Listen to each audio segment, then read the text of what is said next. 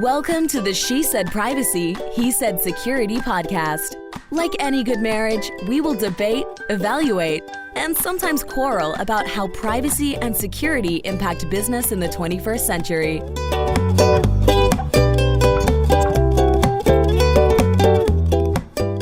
Hi, Jody Daniels here. I'm the founder and CEO of Clover Advisors, a certified women's privacy consultancy. I'm a privacy consultant and certified informational privacy professional, providing practical privacy advice to overwhelmed companies. Hi, Justin Daniels here. I am passionate about helping companies solve complex cyber and privacy challenges during the life cycle of their business. I am the cyber quarterback, helping clients design and implement cyber plans, as well as help them manage and recover from data breaches.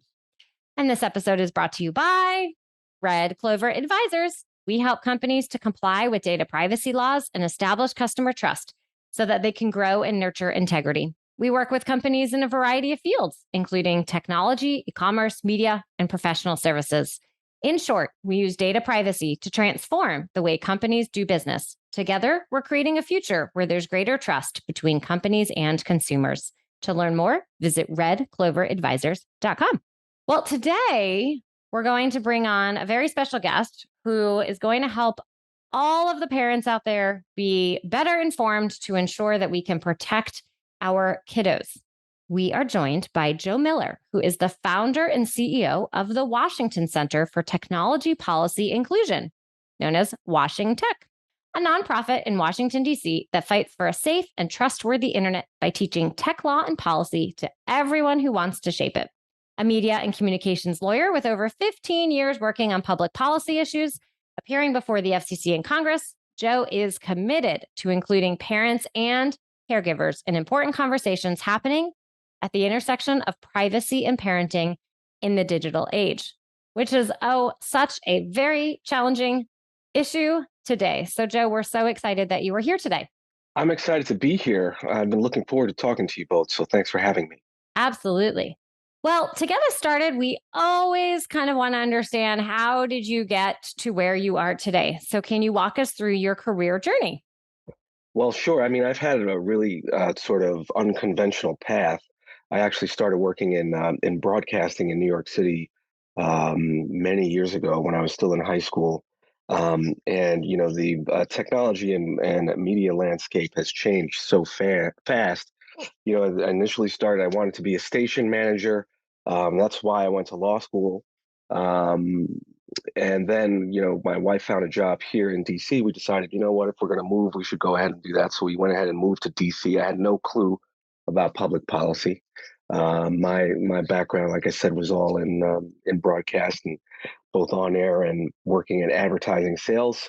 And, you know, when I started out in this field, we were focused primarily, I've always been focused on public policy issues related to individuals and how telecommunications policies affect them. But when I started out, we were focused on things like broadcast regulation and increasing opportunities for women and people of color to own more broadcast stations in the U.S. We've also done a lot of work on trying to advocate for a better broadband adoption so that we have coverage in rural and urban areas that still to this day, you know, surprisingly, what's arguably the richest country in the world, we still have about 26 million people who lack access to broadband. And it's sort of evolved. I mean, with the internet, I graduated from college in the 90s. And so my career has sort of tracked the development of media and communications policy over the last several years. And just, you know, kind of the internet is taken front and center, and we have issues that, you know, folks never anticipated in the opening stages of the internet, sort of what a lot of folks like to refer to as the Wild West of the internet. And when we had very few regulations applying to the internet and the way individuals are affected by not just what they see and hear, and ensuring that we have accurate and trustworthy information, but also, you know, now we have these privacy issues and, you know, issues affecting children and issues affecting individuals, adults that we are grappling with here in Washington and in the States, as you both well know. So that's kind of been an interesting sort of weird path. Uh, this hybrid between advocating for an internet that empowers businesses like yours and mine, which we never would have been able to start a business many years ago with the overhead that we're allowed that we can enjoy today, and fighting for policies to keep the internet open and free and accessible to us as entrepreneurs, but then also protecting consumers as well. That's so interesting. I actually always wanted to be in broadcast journalism in my early career, and then made a switch. So I just keep circling around media. Interesting how you started as well. Yeah, and we get to sort of bring everything together, I think, in our careers. We do. Well, A little less maybe. glamorous than I anticipated. But That's okay. But Jody, you are in broadcasting since you do have your own. It's podcast. true. Who knew way back when there'd be this thing of a podcast and I could have my own show. You're absolutely right. Maybe that's why I'm having so much fun with it. There you go. exactly. So, getting to the root of the topic today is, Jody and I are both parents, and we have a lot of parents who listen to the show. What are the threats that parents need to know about today? Well, as you well know, the main concern is that a lot of parents just are afraid. The main threat is that we often don't know what we don't know. And as a parent of two girls myself, I have a 13 and 10-year-old. I'm constantly thinking about it, and they wish I would stop talking about the threats that that are constantly online at any given moment whenever they log in. And so the main issue, I think, is that a lot of times we don't know what our kids are doing. And so how do we protect them in the same way that we protected them in the past when they were sort of playing outside and keeping an eye on them when we had them right in our line of sight. But on the internet, there are all these threats that we don't even understand. And then we have to communicate that to children who don't necessarily have the judgment yet. And then the other issue is grappling with what schools are doing. We don't really have a lot of insight, transparency around what students are doing with kids' data. And I mean, we don't. I don't recall. I don't know if you recall with your kids in school how much we didn't get in Fairfax County any specific forms um, where we consented to the use of our kids' data by all of these different platforms like Schoology and Google Education. How these companies would collect our kids' data, and whether they'd share that information with data brokers or how they're sharing it with data brokers.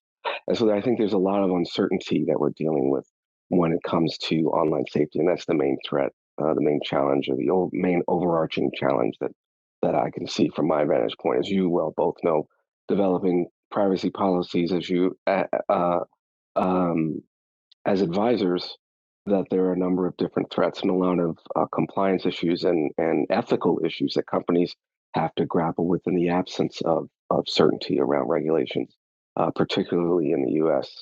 So you mean we're not the only parent whose kids don't like that we're in this field? Yeah, really. And how old are your kids? They're 9 and 12, so not too Yeah, far so from you. we have the same exact spread. Yes. Um, so it's like, and then they're technically savvy, so they know how to get around some of the controls we have in place. It's interesting you brought up the school thing, because in that situation, parents really don't have any choices. If you say no, I don't consent to this, then your child can't use the potentially required thing in a school. So I think it's an interesting conundrum that parents are it's kind of a forced consent. It's really not consent. Yeah, it's almost like extortion. That would be a bold word. But I mean, it's an interesting situation. It really isn't consent when you have no other choice but to do that. That's exactly right. That's exactly right. And if we could take and a big issue right now is when we look at tort law or criminal law, the notion of consent is very clear when we're talking about theft or when we're talking about safety. The notion of consent is very clear, but for some reason we're not applying those same standards on the internet in the U.S. Well, it's interesting you You bring up that point because I know Jody was talking to me about a 3-year-old who had a popular account, and now the mom is taking all the pictures down after realizing they were being searched and saved tens of thousands of times. From a parent's perspective, how safe is social media? Yeah, and that's the answer we constantly have to grapple with. I mean, so we don't have to worry about Facebook with them because they're not on there. Uh, we kind of have to worry about Instagram still. But Snapchat doesn't get a lot of attention. There are a lot of companies that Congress hasn't even been thinking about. I think TikTok testified after the big scandal with Meta, when or it was called Facebook at the time, was the parent company is now Meta. The parent company used to be Facebook. Um, they created Meta when the whole scandal arose last year, where a whistleblower, Frances Haugen, um, revealed that you know they were targeting 6-year-olds to figure out how to get 6-year-olds on Instagram. Like that's not okay. Um, and so I think we have some legislation in Congress that's currently percolating, but it's meeting a lot of conflicts, coming up against a lot of conflicts because we also have this patchwork of state regulations in the U.S. So these things are becoming federal legislation is difficult to pass. But one of the key issues is that companies are not technically allowed under COPA, Children's Online Privacy and Protection Act, to target children under 13. And so one of the goals of the current pending legislation is to raise that age to 16. But again, these uh, children's and online privacy modification, and also the privacy bill, that's federal privacy bill that's currently percolating, uh, and has most of the votes it needs, but they're meeting some resistance in California in particular because of concerns that the federal legislation would preempt state legislation, which some California legislators think grants less protection to consumers than their own state privacy legislation. So there's all different kinds of things to think about that try to address and try to approach some of these concerns around online safety for children that sort of start with how old kids are when companies can start targeting them.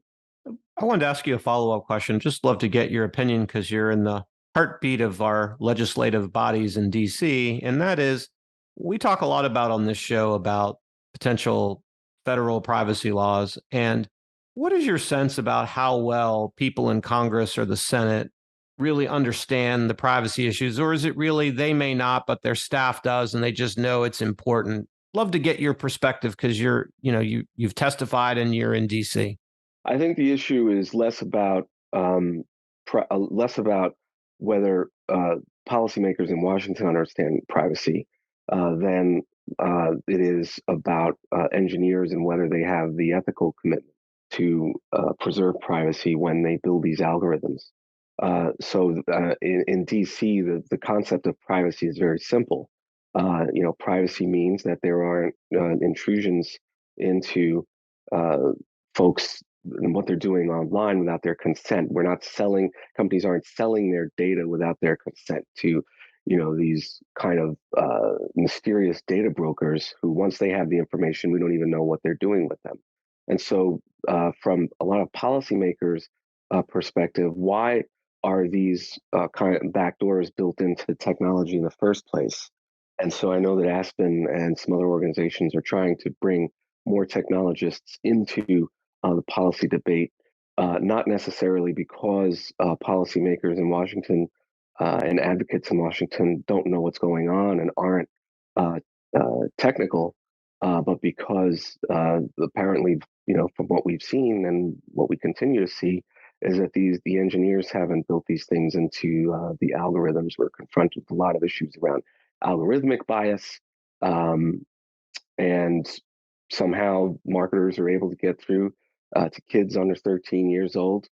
So that is really the kind of how the conversation has shifted here in Washington, away from this kind of myth that policymakers don't know what's going on, to this kind of focus on what the engineers are doing, and whether the engineers are giving the level of importance to privacy and online safety as they attempt to, from Silicon Valley, uh, try to have this preserve this, like I was saying before, this unregulated sort of wild west environment that we've been in since 1996 that has stimulated a lot of innovation and a lot of returns on investment for folks, which is great.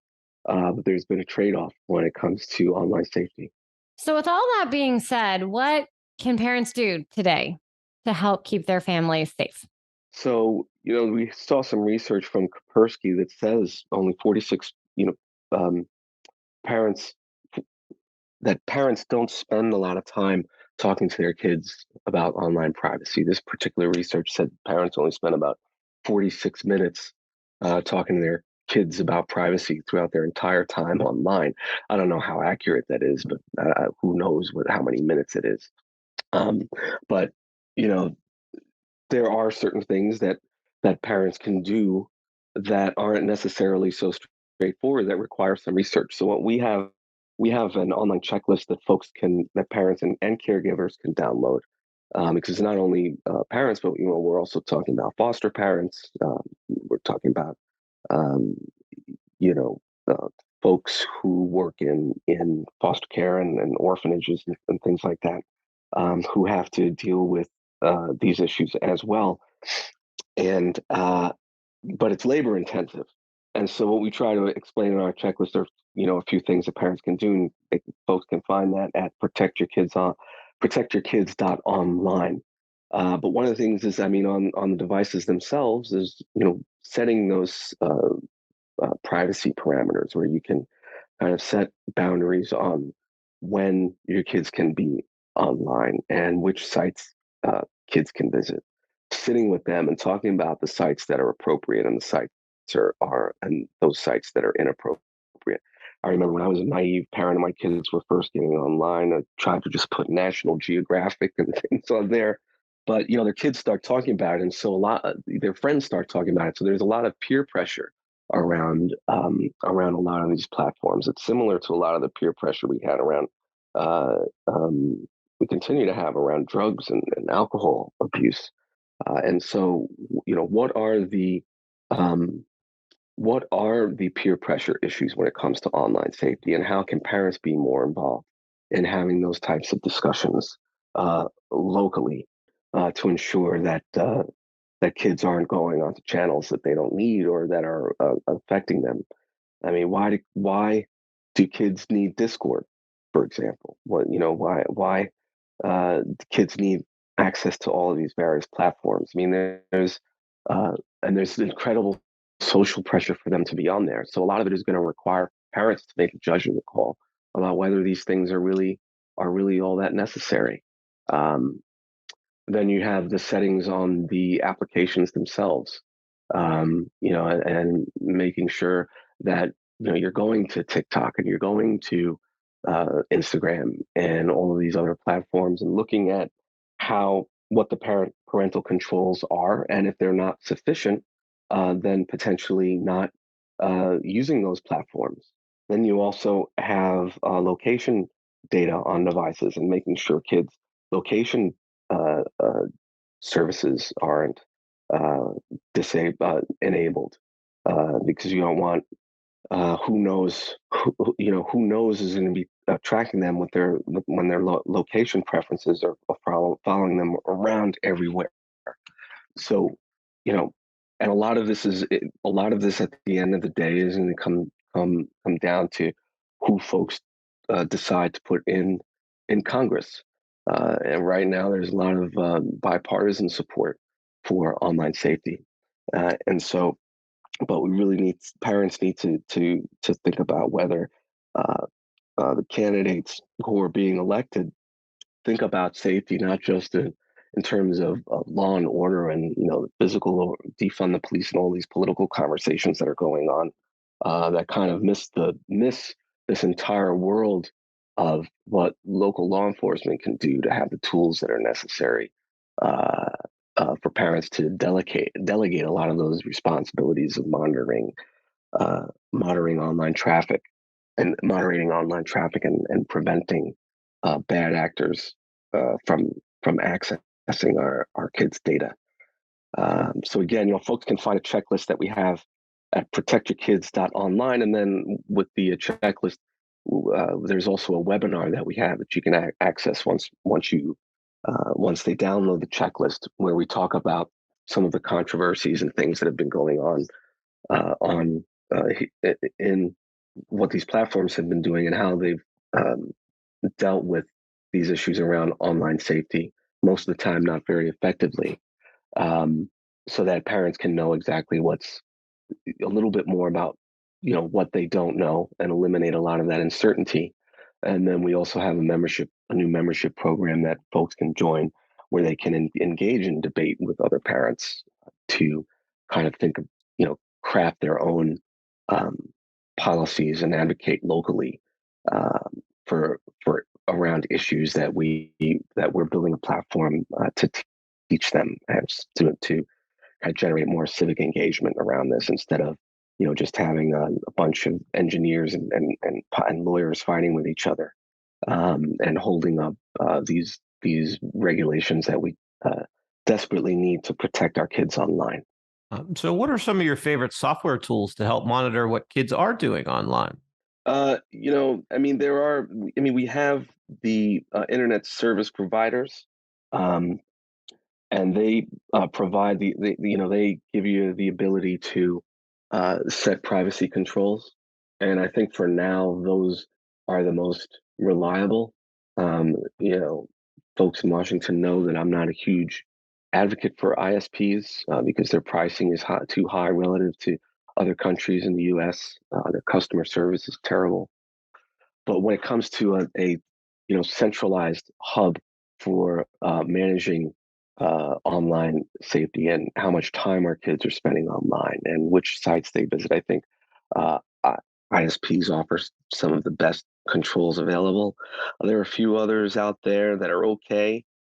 You have Griffin, which provides they have a separate router that you can use to provide more granular monitoring of kids' traffic. There's also Bark, which lets you know uh, what kids are talking about. And so, but the problem with Bark is, it lets us know what kids are talking about, but it also lets Bark know what kids are talking about. And what is Bark doing with that data in an environment where the regulations are so uncertainty and we still don't have any standards around that?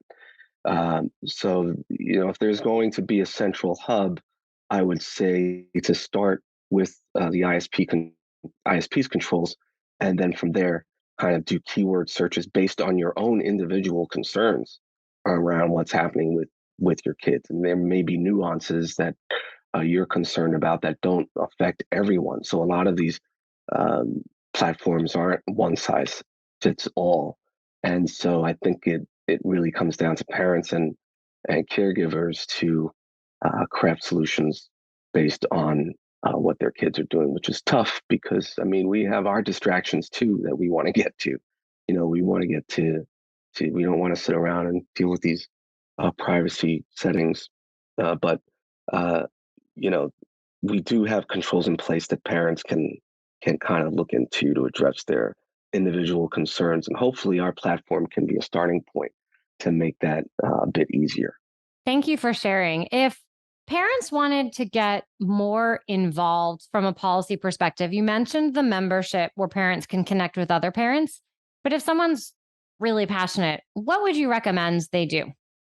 So it depends. That's a great question. It depends on the context and the way their local governments are set up. But I would suggest starting locally. The most direct access that folks have to government, or caregivers and parents have access to government, is through their children's schools. And so one of the first things they need to thinking about, especially in the beginning of the school year, when they sign those agreements, whether there are provisions in there that protect their kids' online safety, that address some of the issues we talked about today.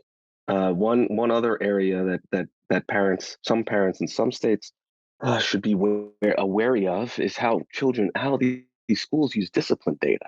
One school district in Florida was taking discipline data to predict school discipline data to predict future criminality.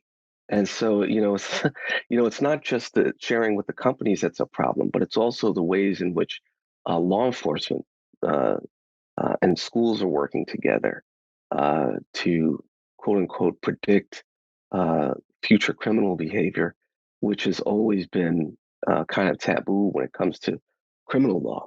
But for some reason, when it comes to algorithms, uh, for some reason, a lot of law enforcement agencies have thought of this as a way to intrude on privacy um, rather than being ethical about how they're using data. Very interesting. You've shared a lot of really great privacy tips. And we always ask all our guests their best privacy or security tip. So is there one that you'd like to add that we didn't cover? Shut it down? No. That is a tip. Read it, put a book and take the tablet out of their hand and put a book in their hand instead. We try, but we're not very successful at that. But I think that parents need to understand that they are in control. That it's not a given that kids need to be on these platforms. That it's not abuse to limit their access to devices, because there's still a lot that we don't understand. And so I think ultimately it does come down to parents to use the tools that are at their disposal to kind of make the changes that they feel like they need in their own individual situation. Well, So when and you're to not, answer your question, I'm giving super long answers, but to answer you, in short, I'd say it's up to each parent. I have my favorites, but they don't always work. They have to constantly be refined. I like using the ISP as a hub, but that may not work for everyone. Some parents may want more granular approaches like the Griffin router. well, when you're not out helping protect kids and educating parents, what do you like to do for fun? I have to get back into my music. I went to the school in New York that was based on the show Fame. And so I like to I'm getting into producing electronic music. I like fitness. I like working out. I like travel. But it's not just about protecting kids online. And, it's also about protecting everyone online. And it's not just privacy that's an issue. It's also misinformation and whether folks have access to broadband that enables them to participate in the discussion and provide counter narratives to a lot of the misinformation and disinformation that we're seeing. So the children's online privacy is really just one product that we're focusing on, one initiative that we're focusing on. But some other initiatives we're focusing on bringing more diversity and inclusion to tech policy debates and to impacting how engineers develop technology by increasing diversity and inclusion at tech companies so that you have a more democratic process around how these algorithms are being developed. So that's pretty much it. My personal interests are pretty much the same as everyone's, I suppose. Um, you know, Well, Joe, but thank yeah. you so much for sharing with us. Where is the best place for people to connect with you? So folks can find me on Twitter at Joe Miller JD. It's the same on Instagram, Joe Miller JD, and then on LinkedIn, the same Joe Miller JD. And you can find me there. And then also our website is WashingTECH.org. Excellent. Well, we'll be sure to include all of those in the show notes. So thank you again so much for sharing all of this really important information, especially for parents to be able to keep their kids safe online. Absolutely. And thanks so much for your work that you're doing to help companies create policies that are more where folks who work there are actually thinking about their own kids when it comes to how they're using data. It is a collective process for sure. So thank you again. Thanks for listening to the She Said Privacy, He Said Security podcast. If you haven't already, be sure to click subscribe to get future episodes and check us out on LinkedIn. See you next time.